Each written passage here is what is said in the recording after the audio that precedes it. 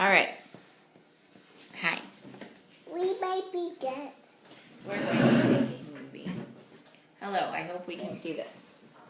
This is the last prompting tutorial on the progressive time delay. So I have my good friend, Miss Eva, I love you. who is going to help me.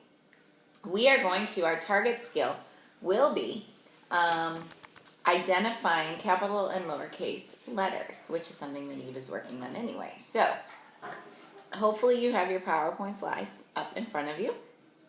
And so to set this up, it's the same thing: target behavior, discriminative stimulus, and criteria for mastery are determined. And then the next thing we have to do is determine the controlling prompt. The controlling prompt is the prompt that is the least intrusive prompt that you can give, but that consistently gets the job done. And the way that you assess for that prompt is by using least to most prompting systems to find that. We're going to go into detail about how that occurs, but in a nutshell, what you're doing is taking about 1, 2, or 3 days, depending on the situation, for assessment, where you are actually doing the task at hand, but instead of using the progressive time delay to start with, yes? I love you. I love you too. You are going to use least to most prompts.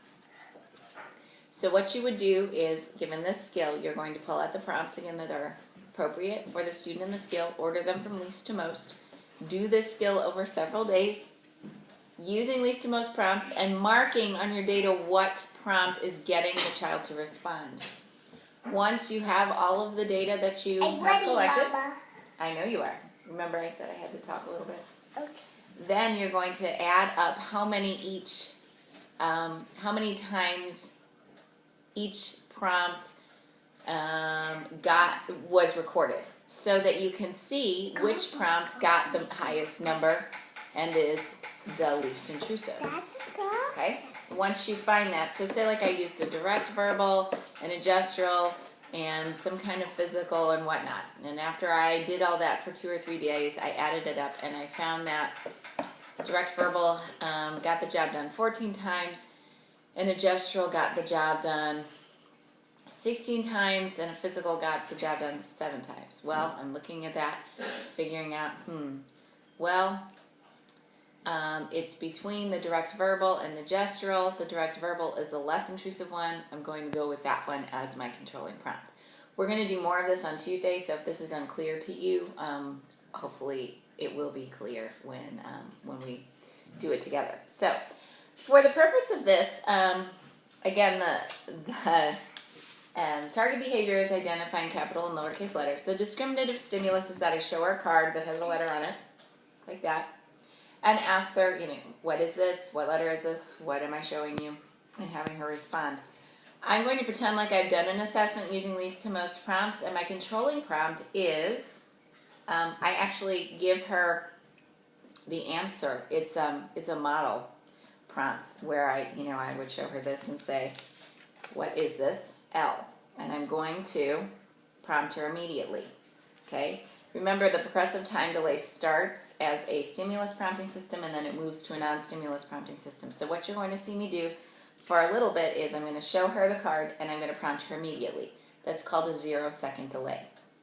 I do that over and over and over again. And we'll talk about data collection in the 0-second delay, because it gets a little bit crazy, because if my controlling prompt is doing its job, she's never going to mess up. So we'll talk about how data collection looks there.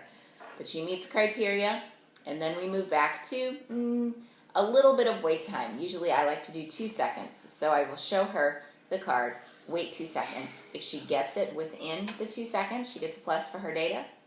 If she doesn't, then I prompt her, giving her the controlling prompt. And then we move on, and I mark that as that it was a prompted answer.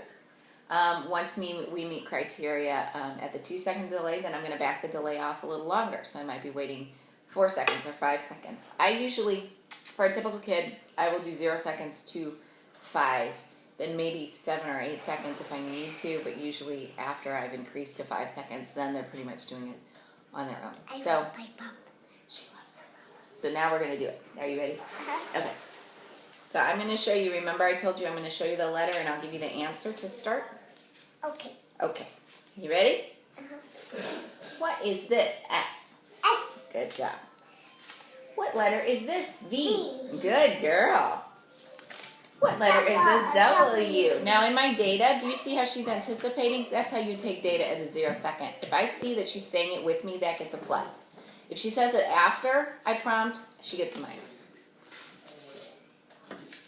What letter is this? H. H. Good. So that would get a minus or a P because it's prompted. C. C. Okay. What's this? J.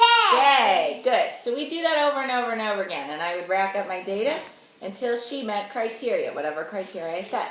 Once she did, then I would extend my delay to 2 seconds. So now you're going to see me show her the card and wait 2 seconds before I give her a prompt. What letter is this? Q. Q. There you go. So that is a prompt. What is this? F. Okay, that's a plus. What letter is this? B. B. Good. What is this? L. L. So good. What am I holding? J. Yay. C. C. I can't even get them up. Which is this one? H. J. H. Good. That's a prompted one. What's this? W. Good girl. Which one is this? V. V. What's that? S. S. So you see how that works. You're holding it up. If she responds, she gets a plus. If she doesn't, you are counting to 2 in your head, and then you're delivering the prompt. I gotta find her some harder letters here. No looking, no peeking. Silly goose. Let's do some of these. These are confusing.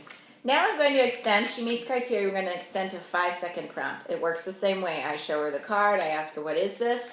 Now I'm waiting for 5 seconds before I'm prompting. What letters are hard for you? V. Oh, here's the hard one. Okay, let's try these. So let's see if she'll give me a chance. All right, you ready? What's this? Y. Y. Good. What am I holding? P. No. What am I holding? D. D. Good. There was an error correction. We'll get into that later. I'm getting P Wait. for D. Which one is this? B. Good girl.